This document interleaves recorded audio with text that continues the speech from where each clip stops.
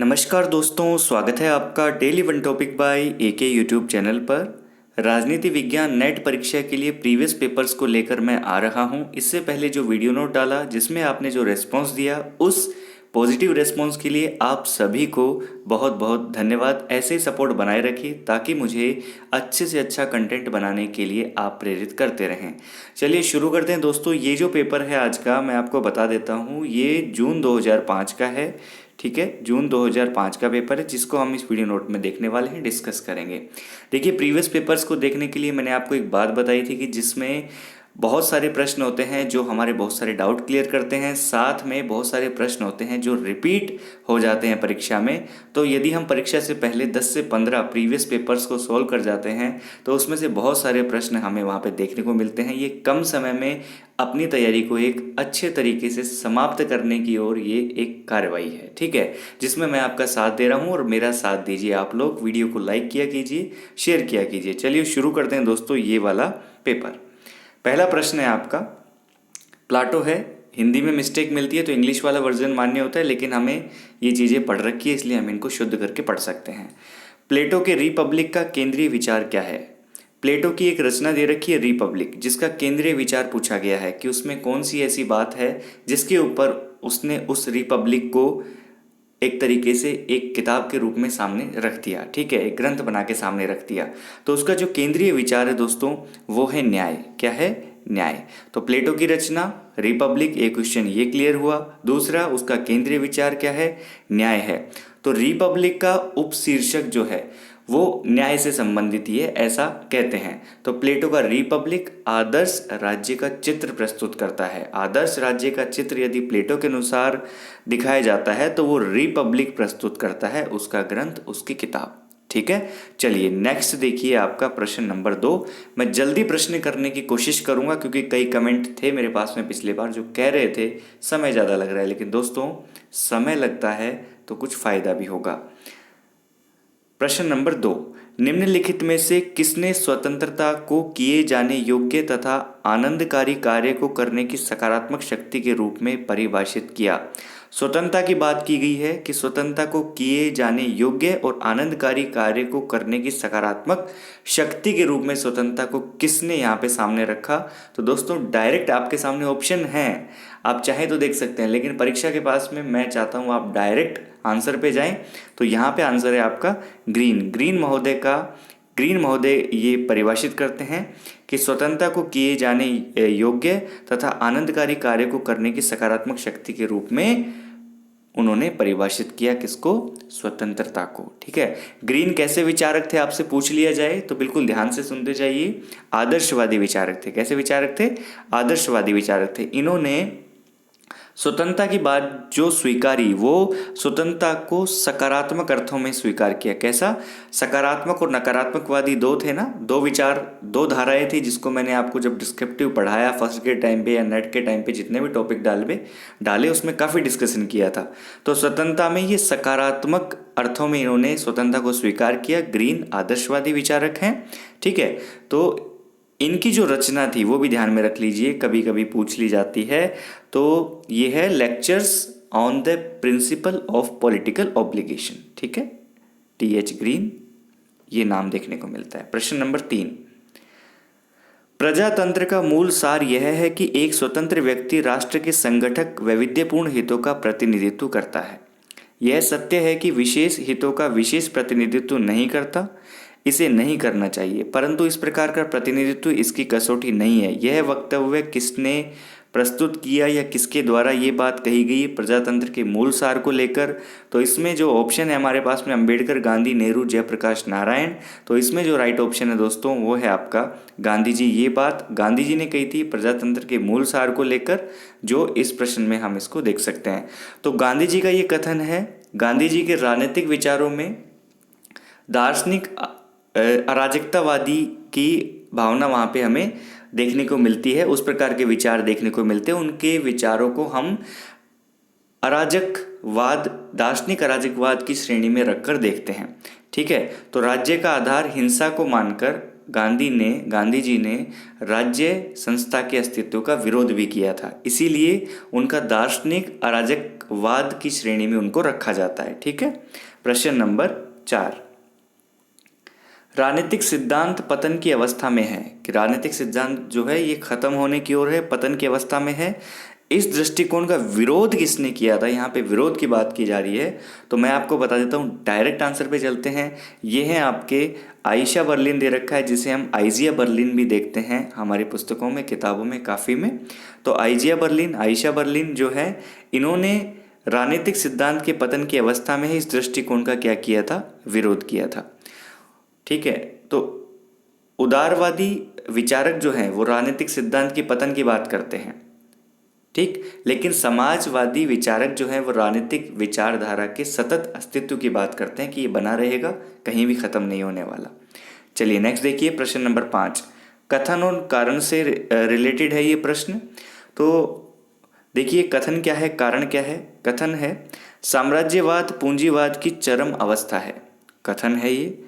और साम्राज्यवाद राष्ट्रीय आंदोलनों को जन्म देता है। तो एक प्रश्न तो आप ये क्लियर कर लीजिए, साम्राज्यवाद पूंजीवाद की चरम अवस्था है, ये लेनिन ने कहा था। किसने कहा था? लेनिन ने कहा था कि साम्राज्यवाद पूंजीवाद की क्या है? चरम अवस्था है। ठीक है, लेनिन का कथन है ये। साथ ही साम्राज्यवाद के विरोध में भारत में बहुत सारे आंदोलन भी शुरू हुए, जिनमें गांधी जी के द्वारा ही मान लीजिए भारत छोड़ो आंदोलन, सविनय अवज्ञा आंदोलन, ठीक है, ये सारे आंदोलन थे, ये साम्राज्यवाद के विरुद्ध थे। तो साम्राज्यवाद राष्ट्रीय आंदोलनों को जन्म देता है, ठीक बात है। साम्राज्यवाद पूंजीवाद की चरम अवस्था है, ये लेनिन ने कहा था। दोनों ही कथन सही है, लेकिन व्याख्या नहीं कर पा रहे, इसलिए ऑप्शन नंबर बी, ए और आर दोनों सही है, परंतु आर ए की व्याख्या नहीं है। ठीक है दोस्तों। प्रश्न नंबर 6 देखिए, प्रश्न नंबर 6, कथन और कारण। एक संतुष्ट मूर्ख से असंतुष्ट सुकरात होना बेहतर है। आनंद की गुणवत्ता उसकी मात्रा से कम महत्वपूर्ण नहीं है। ठीक है, अब यहाँ पे इस प्रश्न को थोड़ा समझिए। मिल ने क्या किया था? सुखों में गुणात्मक अंतर को स्वीकार किया था। बेंथम ने क्या किया था? बेंथम ने केवल मात्रात्मक अंतर को स्वीकार किया था।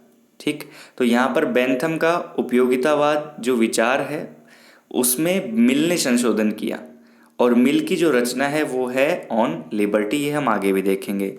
तो यहाँ पर एक संतुष्ट मूर्ख से असंतुष्ट सुकरात होना बेहतर है, और आनंद की गुणवत्ता उसकी मात्रा से महत्वपूर्ण नहीं है। ठीक है, तो यहाँ पर हम इस मिल के कथन को देख सकते हैं यहाँ पर, और इसमें जो राइट ऑप्शन है वो है दोस्तों ए और आर दोनों सही हैं, और आर ए की सही व्याख्या करता है, क्योंकि इसमें जो बात की गई है वो आपके सुखों में गुणात्मक और मात्रात्मक भेद को लेकर की गई है, जिसमें मिल ने बेंथम के उपयोगितावाद सिद्धांत में क्या किया था? संशोधन किया था। प्रश्न नंबर 7 देखिए, निम्नलिखित पुस्तकों को उसके आर्वी भाव के क्रम में व्यवस्थित करना है। नीचे कुछ कूट दिए गए हैं जिनको हमें देखना है। तो the prince, Leviathan, on liberty, a theory of justice. ठीक है, ये मैकियावली की है, ये जॉन रोल्स की है।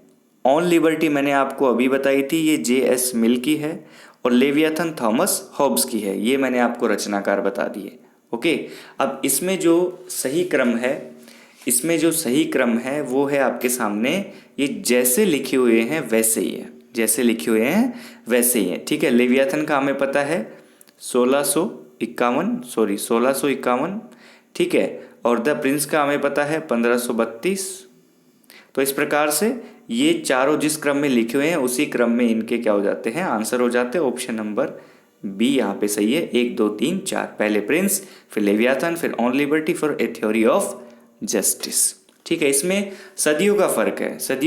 जैसे द प्रिंस की बात करूं तो ये 14वीं शताब्दी का है। ठीक है, लेवियाथन की बात करें तो ये 16वीं शताब्दी का हो जाता है, ऑन लिबर्टी 18वीं शताब्दी में, और ए थ्योरी ऑफ जस्टिस 20वीं शताब्दी में लिखा हुआ है। ठीक है, चलिए प्रश्न नंबर 8 पे चलते हैं। कोई मिस्टेक हो तो आप कमेंट कर सकते हैं, उस पर ध्यान दिया जाएगा, क्योंकि गलतियां तो इंसान करता रहता है, स्वाभाविक है।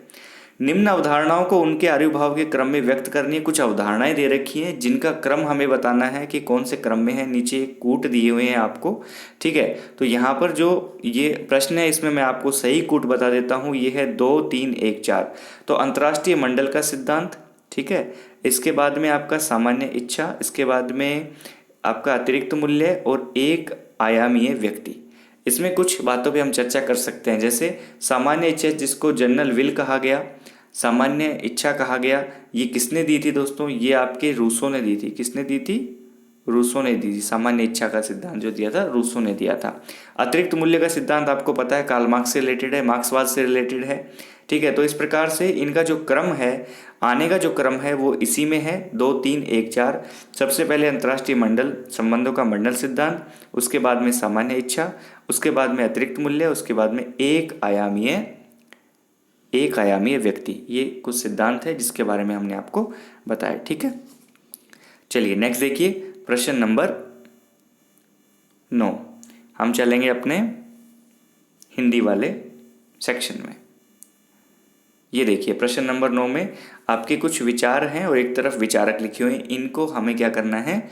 मिलान करना है, इनको आपस में मिलाना है, ठीक है। तो बेंथम, जीएस मिल, रूसो, नोजिक से संबंधित है। तो सबसे पहले आसान पकड़ लीजिए आप, अधिकतम व्यक्तियों की अधिकतम प्रसन्नता या अधिकतम व्यक्तियों का अधिकतम सुख हम कह सकते हैं। तो ये किसका है? आंख बंद करके आप बता देंगे बेंथम का है।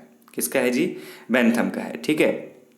इसके बाद में आधार ऊपरी ढांचा जो है ये मार्क्स का है। किसका है? मार्क्स का है, ठीक है। 2 ऑप्शन मिलने के बाद काफ़ी संभावनाएं बढ़ जाती हैं कि हम इसके अंदर सही आंसर दे सकें। इसके बाद में स्वतंत्र होने को बाध्य, ये किसका है? रूसो का। और स्वातंत्र्यवाद ये किसका है? ये स्वातंत्र्यवाद है रॉबर्ट नोजिक का, ठीक है। तो इसके अंदर जो राइट ऑप्शन है दोस्तों वो है आपका बी। पहले में 3, दूसरे में 5, तीसरे में 4 और चौथे में 1। इस प्रकार से ये आंसर आपका ठीक हो जाता है। ओके, चलिए नेक्स्ट देखिए प्रश्न नंबर 10। मिलान प्रश्न काफ़ी आते हैं और ये काफ़ी जटिल भी होते हैं और सरल भी हो जाते हैं, दोनों ही चीज़ें हैं। तो एक तरफ पुस्तकें हैं, दूसरी तरफ लेखक हैं, इनको हमें मिलाना है। तो यदि आप वीडियो में अब तक बने हुए हैं तो वीडियो को लाइक ज़रूर कर दीजिएगा और मेरे साथ बने रहिए। पूरे के पूरे 50 के 50 प्रश्न करवाएंगे आपको, आगे भी मॉडल पेपर देते जाएंगे, ठीक है। देखिए, human nature in politics, modern political analysis, contemporary political analysis, political theory, the foundation of 20th century political thought, ये यहाँ पे किताबें दे रखी हैं। तो सबसे पहले मैं आपको बता देता हूँ, इसके अंदर जो ह्यूमन नेचर इन पॉलिटिक्स है ये ग्राहम वालास की है। किसकी है? ग्राहम वालास की, ठीक है। मॉडर्न पॉलिटिकल एनालिसिस जो है ये रॉबर्ट डहेल की है। किसकी किताब है जी? रॉबर्ट डहेल की है, ठीक है। कंटेम्प्रेरी पॉलिटिकल एनालिसिस जो ये किताब दे रखी है ये चार्ल्स वर्थ की है। इसके बाद में लास्ट जो बची है political theory, the foundation of 20th century political thought, ये जो किताब बची है ये आपकी आर्नोल्ड की है। किसकी है? आर्नोल्ड की। तो इसको हम मिला देते हैं, ये इसके अंदर क्या हो गया? सही मिलान हो गया। और इसका यदि कूट हमें बताना है सही कौन सा है तो ऑप्शन नंबर ए हो जाता है। चलिए प्रश्न नंबर 11। निम्न में से कौन सा उपागम पारंपरिक उपागम के अंतर्गत आता है? पारंपरिक उपागम की बात की गई है, प्रश्न पे थोड़ा सा ध्यान से देखना है, ठीक है। तो राजनीति विज्ञान का जो पारंपरिक उपागम है जिसको हम ट्रेडिशनल अप्रोच कह सकते हैं, उसके अंतर्गत कौन सा आता है? मार्क्सवादी, संरचनावाद, प्रक्रियावाद, व्यवस्था उपागम या न्यायवादी उपागम? तो इसमें राइट ऑप्शन है दोस्तों न्यायवादी उपागम। ये क्योंकि देखिए परंपरागत उपागम में क्या होता था? मूल्य, आदर्श, ठीक है, इनको तवज्जो दी जाती थी, इनको महत्व दिया जाता था। तो इसलिए वहाँ पर न्यायवादी इसके अंतर्गत आता है। ओके, फिर ये मार्क्सवादी, संरचनात्मक प्रक्रियावाद, व्यवस्था उपागम, इसके अंतर्गत कुछ कुछ बदलाव हो जाते हैं। तो इसलिए जो न्यायवादी जो बात है ये परंपरागत उपागम के अंतर्गत आता है, क्योंकि उस समय पर, उस काल में, उस सिद्धांत में मूल्य, आदर्श और अमूर्त विचारों को प्रधानता दी गई थी। प्रश्न नंबर 12। निम्नलिखित में से कौन सा राजनीतिक विकास का तत्व नहीं है? राजनीतिक विकास का तत्व कौन सा नहीं है? समानता, विभेदीकरण, संपत्ति या सामर्थ्य? कौन सा इसके अंदर राजनीतिक विकास का तत्व नहीं है? तो दोस्तों संपत्ति राजनीतिक विकास का तत्व नहीं है, बल्कि समानता, विभेदीकरण, सामर्थ्य, ये सब हैं। ठीक है। 13वां, परेटो किससे संबंधित था? परेटो अभिजन वर्ग के संगठनात्मक सिद्धांत से संबंधित था। डायरेक्ट हिट करिए आप आंसर पे, ठीक है, ताकि लास्ट टाइम पे कंफ्यूजन ना हो। तो परेटो का जो ये सिद्धांत था, ये किसी भी समाज या संगठन में महत्वपूर्ण निर्णय जो लेते हैं वो एक कोई या तो कोई संगठन लेता है या कोई गुट लेता है या संगठन में गिने चुने कुछ लोग लेते हैं। तो अभिजन वर्ग का संगठनात्मक सिद्धांत परेटो से संबंधित है। ठीक है। प्रश्न नंबर 14, क्रांति के कारण के रूप में विरोधाभास किससे संबंधित है? क्रांति का मनोवैज्ञानिक सिद्धांत, क्रांति का मार्क्सवादी सिद्धांत, क्रांति का माओवादी सिद्धांत या क्रांति का डेब्रे सिद्धांत? जो भी ये ऑप्शन दे रखा है आपके, तो इसके अंदर है राइट ऑप्शन माओवादी सिद्धांत। ठीक है। माओवादी सिद्धांत में क्रांति के कारण में विरोधाभास को स्वीकार किया गया है। चीन की सांस्कृतिक क्रांति हुई जिसमें हजारों लाखों लोगों को मारा गया, जिसमें जो कारण था वो विरोधाभास से संबंधित था। क्रांति का कारण विरोधाभास से संबंधित था, तो क्रांति का माओवादी सिद्धांत इससे संबंधित है। प्रश्न नंबर 15, प्रश्न नंबर 15 देखिए, एक कथन है, दूसरा कारण है। संविधानवाद का अनिवार्य लक्षण सीमित सरकार है, सरकार हित समूह से सीमित होती है। यहाँ पे कथन और कारण दे रखे हैं जिन्हें हमें बताना है कि कौन सा सही है कौन सा गलत है। तो देखिए यहाँ पे संविधानवाद का अनिवार्य लक्षण सीमित सरकार है। इससे पहले वाले जो प्रश्न पत्र हमने हल किया था उसमें आपका इससे रिलेटेड एक प्रश्न आया था, यदि आपने वो पेपर देखा है तो। ठीक है। अब सरकार हित समूह से सीमित होती है, यार ये तो बात सही नहीं है, तो इसलिए ऑप्शन नंबर सी ए तो सही है, लेकिन आर यहाँ पे गलत सिद्ध हो जाता है। ठीक है। प्रश्न नंबर 16, चलिए हिंदी वाले वर्जन में डायरेक्ट अपने फिर से कथन और कारण है। काफ़ी मतलब जटिल प्रश्न पत्र है ये और अच्छा भी है। इंग्लैंड में बहुल या बहुत कार्यवाही का है। ठीक है। और इंग्लैंड में बहुल या बहुत कार्यवाही का है और इंग्लैंड में राज्य का प्रधान सरकार के प्रधान से भिन्न है। इंग्लैंड की जो शासन प्रणाली है उसको लेकर यहाँ पे बात की गई है। तो बहुल कार्यपालिका है। इंग्लैंड में राज्य अध्यक्ष कौन होता है? राजा होता है, रानी होती है जिसके सर पे क्या होता है? क्राउन रखा होता है, ताज रखा होता है। जबकि सरकार का प्रधान कौन होता है? प्रधानमंत्री होता है। सही बात है। तो औपचारिक संप्रभुता राजा में और वास्तविक संप्रभुता मंत्रिमंडल में निहित होती है। ये इसका क्या निकल गया? निष्कर्ष निकल गया। तो इसलिए यहाँ पर हम कह सकते हैं कि इंग्लैंड में बहुल कार्यपालिका है और इंग्लैंड में राज्य प्रधान सरकार प्रधान से भिन्न होता है। ठीक है, भिन्न है। तो यहाँ पर बात तो सही है लेकिन व्याख्या एक दूसरे की नहीं कर रहे, दोनों में कोई कनेक्शन नहीं है। ठीक है जी।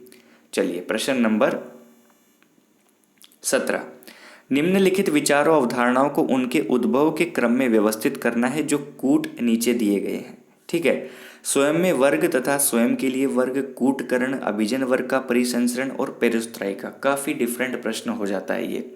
तो विचार और अवधारणाओं के उनके उद्भव के क्रम में, व्यवस्थित क्रम में, जो यहाँ पर हम कह सकते हैं कि जो पेरेस्ट्राइका जो दे रखा है, जिसे हम पैलेस्टाइन कह सकते हैं, का जो विचार था ये 1988 में रूस के द्वारा, ठीक है, जो उस समय पर जो रूस था, यूएसएसआर था, उसमें जो राष्ट्रपति थे मिखाइल गोर्बाचेव, उन्होंने दिया था।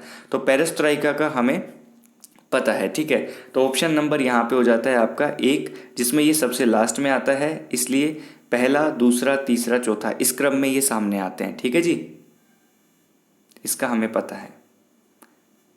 चलिए प्रश्न नंबर 18, निम्नलिखित पुस्तकों को उनके आगमन के क्रम में व्यवस्थित करना है, नीचे दिए हुए कूट का उपयोग करना है। कौन सी पुस्तक का भाई, इसको हमें देखना है। ठीक है।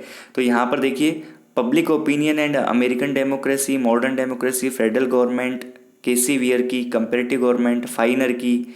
ठीक। और मॉडर्न डेमोक्रेसी किताब किसकी है? ये ब्राइस की है, जेम्स ब्राइस की। ठीक है, ये किताब किसकी है? ब्राइस की है। ओके। तो यहाँ पर हम public opinion and American democracy, इन सब किताबों की यदि हम बात करते हैं तो इसका जो राइट आंसर जो आपके सामने निकल कर आता है दोस्तों वो है 2 4 3 1। सबसे पहले मॉडर्न डेमोक्रेसी, उसके बाद में आई कंपैरेटिव गवर्नमेंट फाइनर वाली, उसके बाद में फेडरल गवर्नमेंट केसी वियर वाली, और फिर सबसे लास्ट में आती है public opinion and American democracy. प्रश्न नंबर 19 पे चलते हैं। प्रश्न नंबर 19, सूची फर्स्ट सूची सेकंड इनको आपस में मिलाना है। राजनीतिक विकास अवधारणा जो भी है सिद्धांत है, ये एक तरफ सिद्धांत एक तरफ उनसे संबंधित समर्थक या उनके सिद्धांत देने वाले हैं। तो इसको हम देखते हैं यहाँ पे। तो देखिए जो आपका जो राजनीतिक विकास है इसका हम यदि बात करें तो इसका कूट यदि सही हम देखते हैं तो इसमें आएगा आपका राजनीतिक विकास का बरवा। ठीक है, ऑप्शन नंबर 20 में करेक्ट है। उसी हिसाब से हम इसको मिला देते हैं ताकि कन्फ्यूजन ना हो। राजनीतिक विकास बरवा, और फिर आपका है राजनीतिक संस्कृति, संस्कृति में आपका है आलमंड। ठीक है, आधुनिकीकरण की राजनीति, आधुनिकीकरण की राजनीति, इसमें आपका एप्टर, और फिर आपका आ जाता है जी लास्ट राजनीतिक हास। तो राजनीतिक हास से संबंधित जो विद्वान है वो है हंटिंगटन, ऑप्शन नंबर बी। प्रश्न नंबर 20 फिर से सूची दे रखी है मिलान। उस समय पे जो ये पेपर दिया होगा जिसने, भैया उसके तो छक्के छूट गए होंगे। सारे प्रश्न जब ऐसे आ जाते हैं तो बहुत घालमेल हो जाता है दिमाग में। एक तरफ सिद्धांत, दूसरी तरफ अवधारणाएं, एक तरफ और दूसरी तरफ विद्वान दे रखे हैं। तो हम इसमें डायरेक्टली हिट करते हैं। ऑप्शन नंबर बी इसमें करेक्ट है। तो ए से 4 को मिलाएंगे, मतलब परेटो, प्रजातंत्र का अभिजनवादी सिद्धांत, सही बात है, परेटो से संबंधित है। दूसरा लेनिन, प्रजातंत्र का मार्क्सवादी जो सिद्धांत है ये लेनिन से संबंधित है। फिर है आपका ग्रीन, तो ग्रीन से संबंधित है प्रजातंत्र का आदर्शवादी सिद्धांत, ये आदर्शवादी विचारक थे। और फिर है आपका एवस्टीन, तो एवस्टीन से रिलेटेड है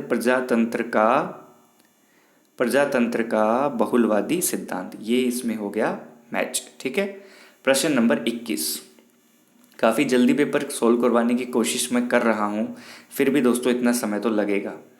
an introduction to the Indian constitution, इसके लेखक कौन है? इसके लेखक कौन है? तो ये है दोस्तों यहाँ पर राइट ऑप्शन आ जाता है आपका प्रख्यात विख्यात जो संविधानविद हैं, न्यायाधीश थे, ये है डी बसु। ठीक है, an introduction to the Indian constitution. प्रश्न नंबर 22 देखिए, राज्य स्वायत्तता प्रलेखों के संदर्भ में निम्नलिखित कूटों में से सही क्रम को पहचानो कि कौन सा मॉडल कब सामने आया था। ठीक है, सरकारिया आयोग का आपको पता है 1983 में आया था।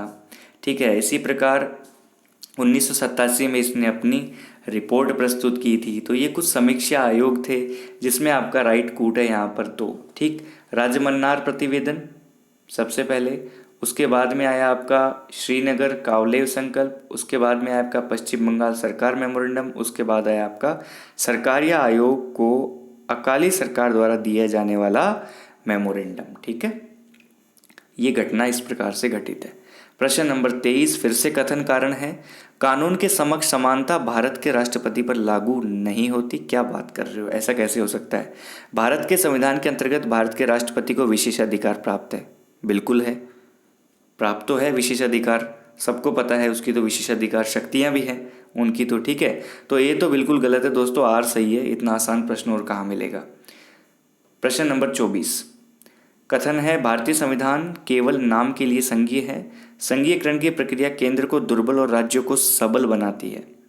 ये यहाँ पे बात देखी गई है। तो देखिए, भारतीय संविधान केवल नाम के लिए संघीय, ऐसी बात नहीं है। और संघीयकरण की प्रक्रिया केंद्र को दुर्बल और राज्यों को सबल बनाती है, राज्यों को थोड़ी मजबूत बनाती है। ठीक है, तो ये क्या है? ऑप्शन ए गलत है, आर यहाँ पे सही है। ऑप्शन ए गलत है, आर यहाँ पे सही है। ठीक है जी, तो भारत की जो संघीय व्यवस्था है उसमें केंद्र को राज्यों की अपेक्षा अत्यधिक शक्तिशाली माना गया है। तो आलोचकों ने तो कह दिया कि ये नाम मात्र की संघीय व्यवस्था है, जबकि ऐसी बात नहीं है। प्रश्न नंबर 25 सूची 1 सूची 2 मिलान करते हैं, आइए। तो 25 में ऑप्शन नंबर बी सही है। भारत सरकार का अधिनियम 1935 संघीय पद्धति से संबंधित है। ब्रिटेन का संविधान जो है कानून का राज्य, कानून का शासन से संबंधित है।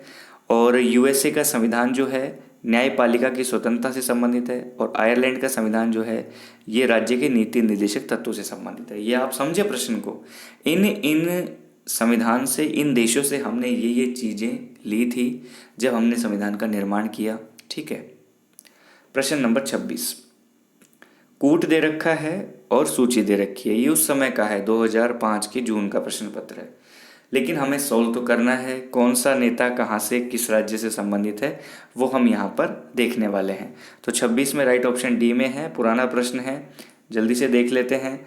तो महाराष्ट्र से शरद जोशी, ठीक है। उत्तर प्रदेश से जो थे महेंद्र सिंह टिकैत, और हरियाणा से जो थे ये थे आपके घासीराम नैन, ओके।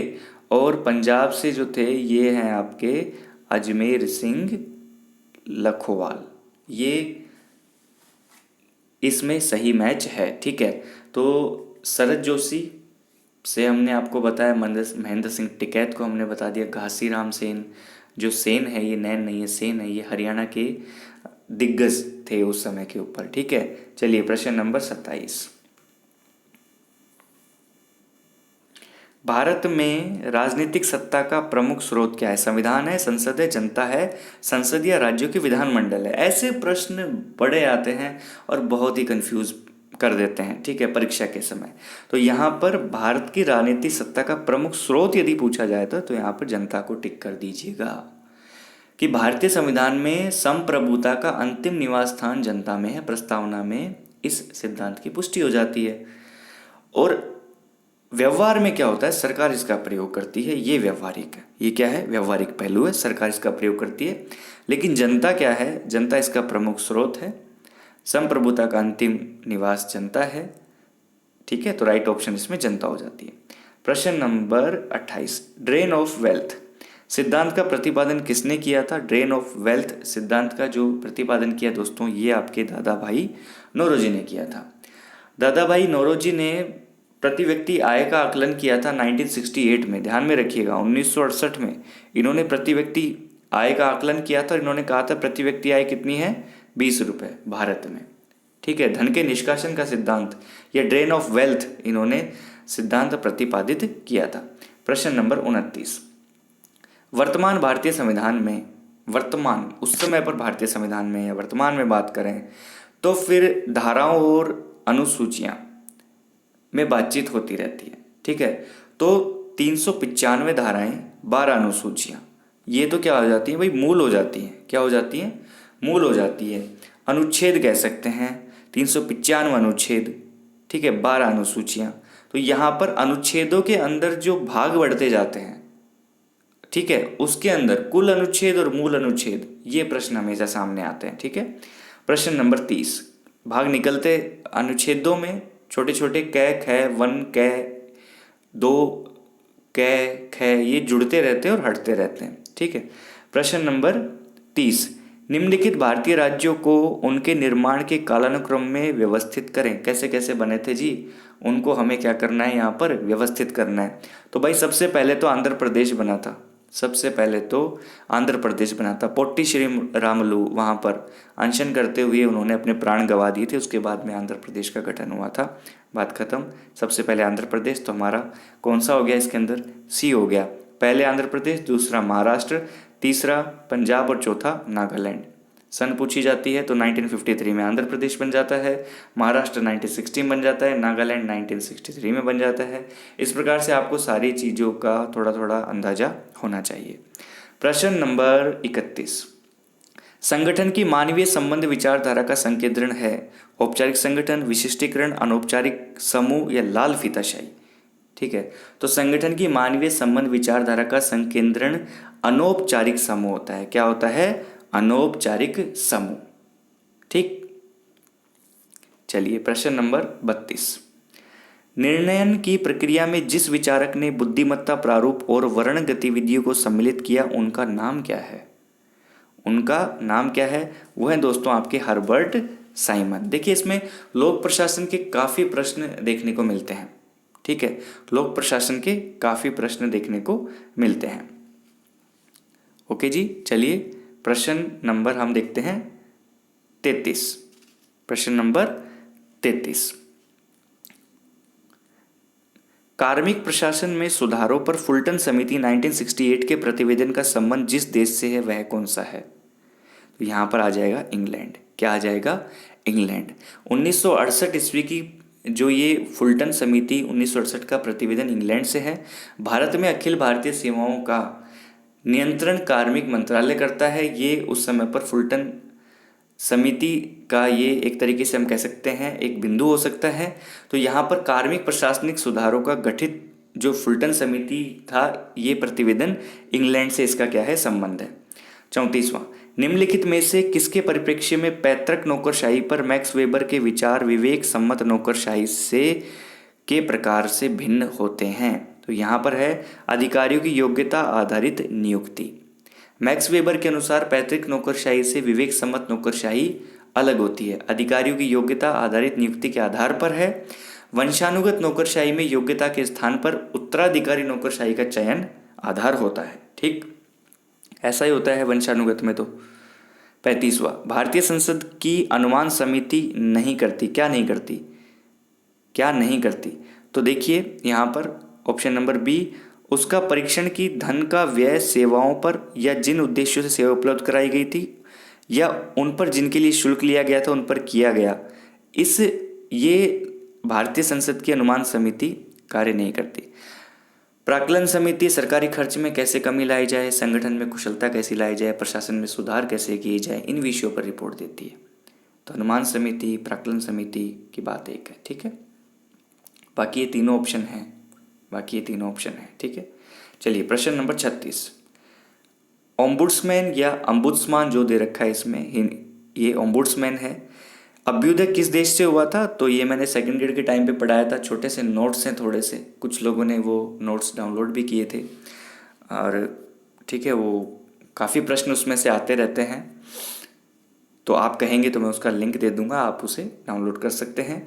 ओम्बुड्समैन अभ्युदय जिस देश में हुआ वो था स्वीडन। वो क्या था? स्वीडन। ठीक है, ये लोकपाल से संबंधित है। प्रश्न नंबर 37, सूची 1 सूची 2, फिर से यहाँ पे हमें क्या करना है? इसे मिलाना है। तो हमें डायरेक्टली अपने आंसर पर चलना चाहिए। ठीक है जी, तो ये है आपका आंसर ऑप्शन नंबर सी। तो मैक्स वेबर से संबंधित है यहाँ पे economy and society. L Urwick से संबंधित है आपका the elements of administration. Martin Albrow से संबंधित है आपका ब्यूरोक्रेसी। और माइकल क्रोजियर से संबंधित है आपका द ब्यूरोक्रेटिक फिनोमिनन। ठीक, अब यहाँ पे देखिए इकोनॉमी एंड सोसाइटी, ये जो है इसके लेखक मैक्स वेबर हैं, हमने आपको यहाँ पे क्लियर कर दिया। द एलिमेंट्स ऑफ एडमिनिस्ट्रेशन, इसके जो लेखक हैं उर्विक हैं। द ब्यूरोक्रेटिक फिनोमिनन, ये मार्टिन एलोवरा की रचना है। और आपकी जो लास्ट जो ब्यूरोक्रेसी बची है, ये मार्टिन द ब्यूरोक्रेटिक फिनोमिनन,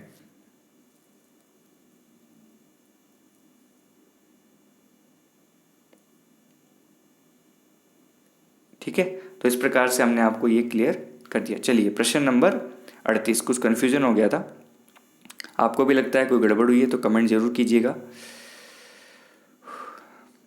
प्रश्न नंबर 38, सूची 1 सूची 2, मानव संबंध सिद्धांत वैज्ञानिक प्रबंधवाद, इसको हमें मिलाना है। भाई मिलाने वाले प्रश्न बहुत हैं, देखो कितने सारे प्रश्न बन जाते हैं इसमें से। तो 38 में राइट ऑप्शन बी है। तो देखिए मानव संबंध सिद्धांत जो है एल्टन मेयो से है। वैज्ञानिक प्रबंधवाद जो है ये आपके लोक प्रशासन में से निकले हैं प्रश्न सारे। FW Taylor. निर्णय प्रक्रिया सिद्धांत जो है ये आपका है हर्बर्ट साइमन से। और संप्रेषण सिद्धांत है कार्ल डाइस से। चलिए प्रश्न नंबर 39 देखिए, लोक प्रशासन के अध्ययन में निम्नांकित उपागमों के उनके विकास के क्रम में व्यवस्थित कीजिए। शास्त्रीय, व्यवहारवादी, नीति और मानवीय संबंध उपागम, इसमें से कौन सा कैसे किस समय पर आया? ठीक है, तो यहाँ पर ऑप्शन नंबर बी। तो सबसे पहले शास्त्रीय उपागम, नाम से पता चल रहा है। फिर आपका आएगा मानवीय संबंध उपागम, फिर आपका आएगा व्यवहारवादी उपागम और लास्ट में आपका आता है नीति उपागम। प्रश्न नंबर 40, कथन और कारण दे रखे हैं। ई गवर्नेंस ने सुशासन का मार्ग प्रशस्त किया है। सुशासन के एक गुण के रूप में पारदर्शिता को केवल मात्र ई गवर्नेंस के माध्यम से ही संरक्षित किया जा सकता है। ई गवर्नेंस की बात की गई है, बहुत अच्छा है ई गवर्नेंस, इलेक्ट्रॉनिक गवर्नेंस जिसे हम कह सकते हैं। तो पारदर्शिता तो दी है, ठीक है, लेकिन अब यहाँ पे ए और आर दोनों सही है, लेकिन आर ए की व्याख्या नहीं है। प्रश्न नंबर 41, व्यापार में संलग्न राज्य का सिद्धांत the theory of trading state से किसका संबंध है? से किसका संबंध है? तो यहाँ पर जो राइट ऑप्शन है आपके वो है रोजे क्रेंज, ठीक है, रोजे क्रेंज। ये यहाँ पे थोड़ा सा मिसप्रिंट भी हो रहा है, ये क्या हो रहा है यहाँ पे थोड़ा सा मिसप्रिंट भी हो रहा है, जिसे हम थोड़ा सा क्लियर कर लेंगे।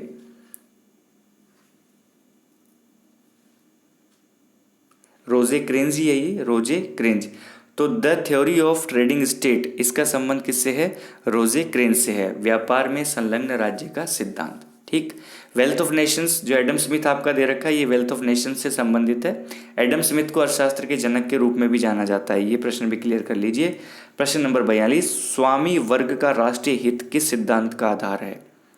स्वामी वर्ग, तो ये देखिए मार्क्सवादी कार्ल मार्क्स बहुत प्रसिद्ध सिद्धांत है, इससे ये संबंधित है, जिसमें पूंजीपति वर्ग और जो सर्वहारा वर्ग होता है उसके बीच की बात की गई कि पूंजीपति वर्ग द्वारा सर्वहारा वर्ग का शोषण होता रहता है।